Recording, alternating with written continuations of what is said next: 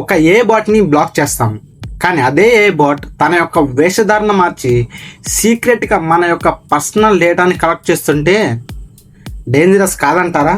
మనకు ముప్పు లేదంటారా? క్లౌడ్ఫ్లేయర్ అనే కంపెనీ వెబ్సైట్కి స్పీడ్, సెక్యూరిటీ, ప్రొడక్షన్ ఇవ్వడంలో చాలా ఫేమస్.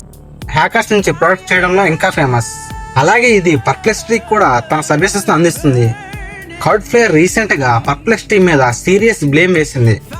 పర్ప్లెక్సిటీ డిక్లేర్ చేసిన బాట్స్ బ్లాక్ అవ్వగానే గూగుల్ క్రోమ్ బ్రౌజర్ లాగా డిస్యూజ్ అయ్యి, అంటే గూగుల్ క్రోమ్ బ్రౌజర్ లాగా వేషధారణ మార్చి ఐపీ అడ్రస్ చేంజ్ చేసి ఒక ఏ బాట్కి ఉండవలసిన రూల్స్ అండ్ రెగ్యులేషన్స్ ని ఇగ్నోర్ చేసి ఈవెన్ వెబ్సైట్ లో ఉన్న పర్సనల్ సైట్ నుంచి కూడా డేటాను కలెక్ట్ చేస్తుంది అని క్లౌడ్ఫ్లేయర్ దారుణంగా ఆరోపిస్తుంది.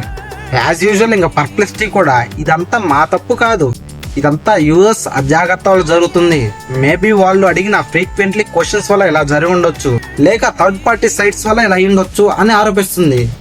Last time Sam Altman, CEO of OpenAI, ఏదైనా ప్రాబ్లం వస్తే చాట్‌జిపిటిలో మీరు ఇచ్చిన డేటా ఒక లీగల్ ఎవిడెన్స్ కింద వాడుకుంటామని పబ్లిక్గా అనౌన్స్ చేశాడు.